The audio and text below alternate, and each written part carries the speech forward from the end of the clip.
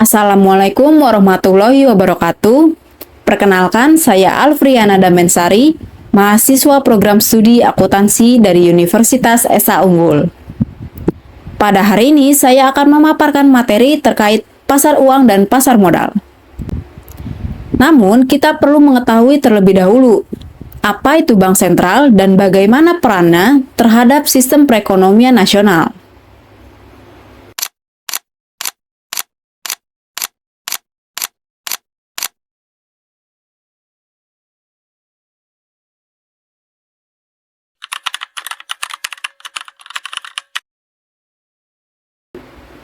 Bank Indonesia sebagai bank sentral memegang peran yang sangat strategis dalam sistem keuangan nasional.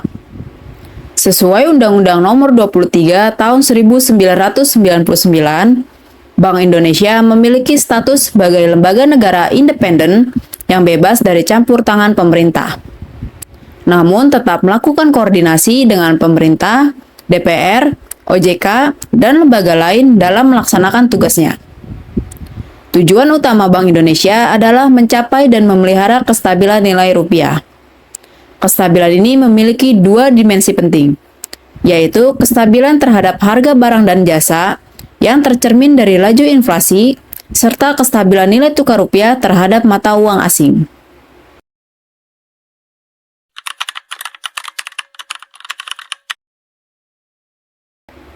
Inflasi sendiri merupakan kenaikan harga secara umum dan terus-menerus. Inflasi diukur menggunakan indeks harga konsumen dan diklasifikasikan menjadi inflasi inti dan non-inti. Faktor penyebab inflasi meliputi tekanan permintaan, tekanan biaya, serta ekspektasi inflasi masyarakat. Sehingga koordinasi dengan pemerintah menjadi faktor penting dalam pengendalian inflasi. Terutama karena inflasi di Indonesia juga dipengaruhi oleh faktor sisi penawaran seperti harga pangan dan energi. Oleh karena itu, dibentuk tim pengendalian inflasi nasional untuk memperkuat sinergi kebijakan.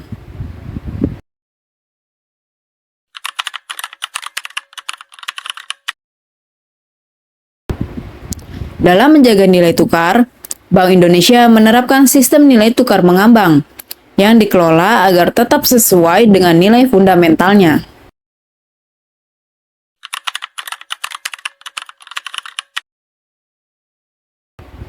Untuk mewujudkan tujuan tersebut, Bank Indonesia didukung oleh 3 pilar utama, yaitu kebijakan moneter, pengaturan dan pengawasan sistem keuangan, serta stabilitas sistem pembayaran.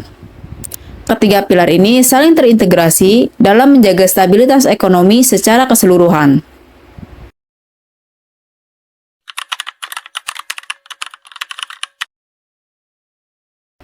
Dalam praktiknya, Bank Indonesia berperan dalam menjaga stabilitas sistem keuangan melalui mekanisme jaring pengaman sistem keuangan, yang mencakup pengawasan perbankan, lender of last resort, penjaminan simpanan oleh LPS, serta mekanisme resolusi krisis. Selanjutnya, Bank Indonesia memiliki peran penting dalam pengembangan ekonomi dan keuangan syariah.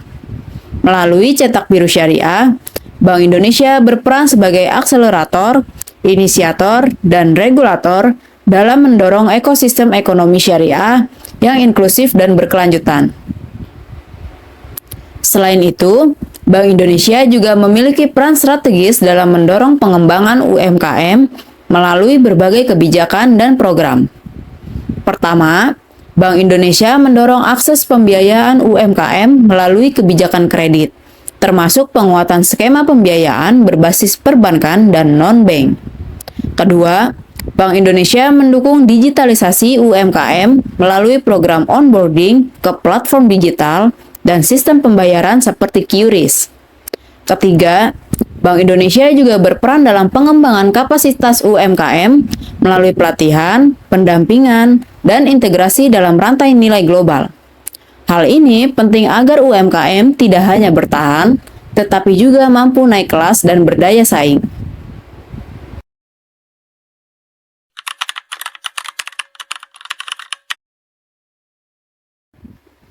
Dalam melaksanakan kebijakan moneter, sejak 1 Juli 2005, Bank Indonesia menerapkan kerangka Inflation Targeting Framework dengan suku bunga sebagai sasaran operasional. Kemudian setelah pengalaman dari krisis keuangan global tahun 2008, kerangka ini diperkuat menjadi Flexible Inflation Targeting Framework dengan tetap menjadikan inflasi sebagai target utama, namun diperkaya dengan 4 elemen pokok, yakni pengintegrasian kebijakan moneter dengan kebijakan makroprudensial, penguatan kebijakan nilai tukar dan arus modal, koordinasi dengan pemerintah, serta penguatan komunikasi kebijakan. Bank Indonesia juga menerapkan bauran kebijakan atau policy mix yang menggabungkan kebijakan moneter, makroprudensial, dan intervensi nilai tukar. Dalam kerangka ini, BI 7-day reverse repo rate menjadi suku bunga acuan utama yang memberikan sinyal kuat kepada pasar.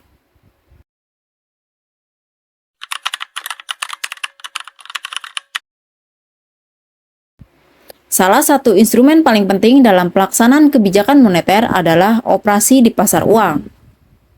Pasar keuangan merupakan tempat bertemunya pihak yang memiliki kelebihan dana dengan pihak yang membutuhkan dana. Secara umum, pasar keuangan terdiri atas pasar uang, pasar modal, pasar derivatif, pasar valuta asing, serta pasar asuransi. Pasar uang dan pasar modal menjadi dua pilar utama yang saling melengkapi.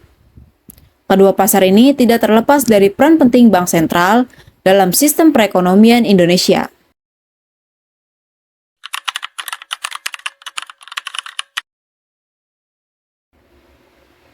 Pasar uang adalah pasar yang memperdagangkan instrumen keuangan berjangka pendek, biasanya di bawah 1 tahun dan memiliki tingkat likuiditas yang sangat tinggi.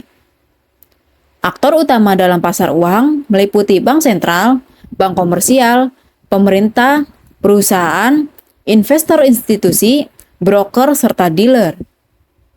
Pasar ini berfungsi sebagai sarana penyaluran dana dari pihak yang memiliki surplus ke pihak yang mengalami defisit dana. Selain itu, pasar uang juga berperan penting sebagai kanal utama transmisi kebijakan moneter Bank Indonesia ke sektor real.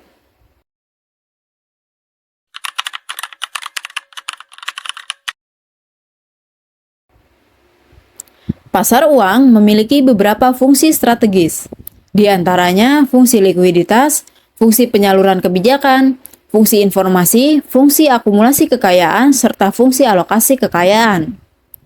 Pasar uang juga dibedakan menjadi pasar domestik dan pasar valuta asing berdasarkan mata uang yang digunakan. Suatu pasar uang dikatakan efisien apabila mampu menyalurkan dana dalam jumlah besar secara cepat dengan biaya transaksi yang rendah.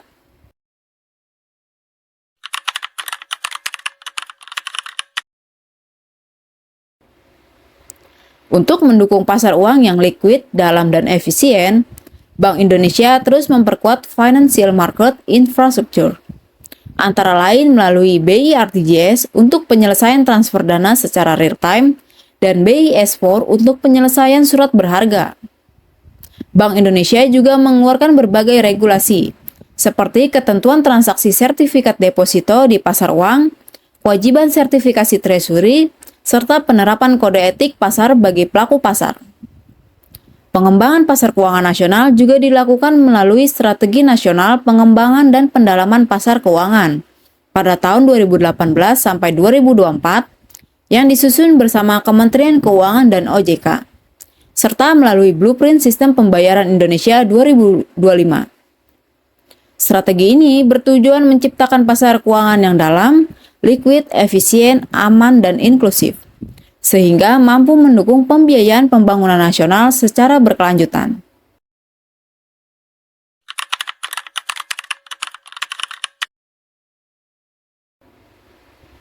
Instrumen utama di pasar uang meliputi sertifikat Bank Indonesia, surat berharga pasar uang, sertifikat deposito, repo dan reverse repo, treasury bills, interbank call money, commercial paper, serta bankers acceptance. Bank Indonesia secara aktif melakukan operasi pasar terbuka dengan membeli dan menjual instrumen-instrumen tersebut untuk mengendalikan likuiditas perbankan serta mengarahkan suku bunga jangka pendek sesuai target.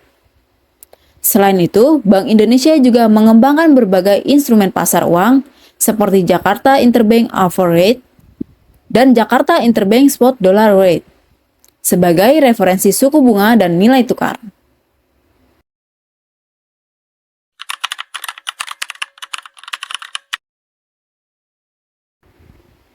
Berbeda dengan pasar uang, pasar modal berfokus pada instrumen jangka panjang, seperti saham, obligasi, dan reksadana. Secara sederhana, pasar uang bersifat jangka pendek, dengan tingkat pengembalian berupa bunga, dan dikelola oleh Bank Indonesia sebagai peranti operasi pasar terbuka. Sementara, pasar modal bersifat jangka panjang, dengan potensi return berupa dividen dan capital gain.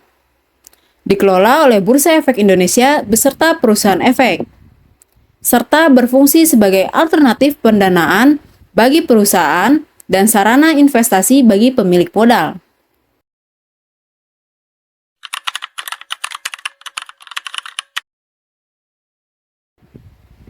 Perbedaan keduanya juga terlihat dari segi risiko. Pasar uang relatif lebih rendah risiko dan cocok untuk pengelolaan dana likuid dengan modal yang terjangkau. Sedangkan pasar modal memiliki fluktuasi yang lebih tinggi dengan karakteristik high risk, high return. Meskipun berbeda, kedua pasar ini saling melengkapi dalam sistem keuangan nasional. Pasar uang mendukung stabilitas moneter secara harian, sementara pasar modal mendukung pembiayaan jangka panjang dan pertumbuhan ekonomi yang berkelanjutan.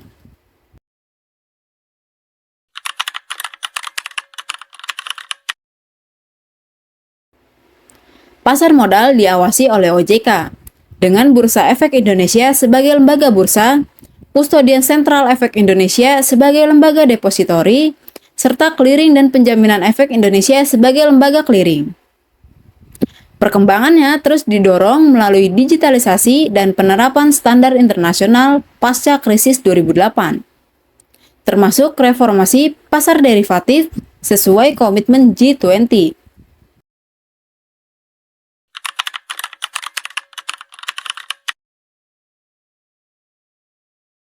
Di pasar modal Indonesia, terdapat beberapa pelaku utama yang saling mendukung agar roda perekonomian berjalan lancar.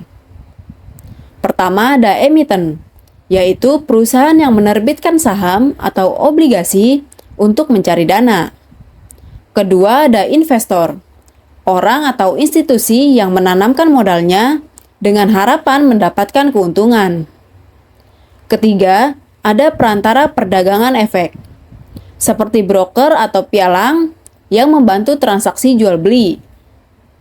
Keempat, ada penjamin emisi yang menjamin penjualan efek.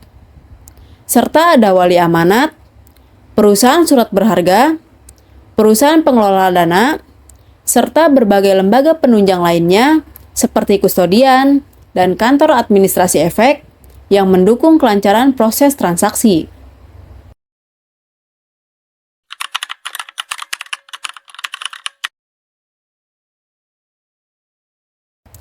Pasar modal memiliki fungsi sebagai sarana bagi perusahaan untuk memperoleh modal jangka panjang guna memperluas usaha dan meningkatkan kapasitas produksi. Selain itu, pasar modal juga berfungsi sebagai sarana pemerataan pendapatan melalui dividen, kemudian menciptakan lapangan kerja baru, peningkatan pendapatan negara lewat pajak, serta menjadi indikator kesehatan perekonomian suatu negara.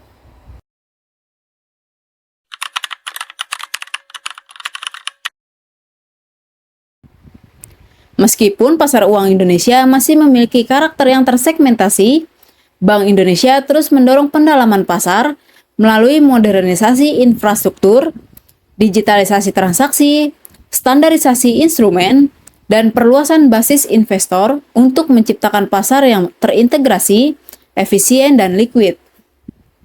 Dengan demikian, pasar uang dan pasar modal dapat berfungsi secara optimal, tidak hanya menjaga stabilitas makroekonomi, tetapi juga mendukung pertumbuhan ekonomi Indonesia yang inklusif dan berkelanjutan.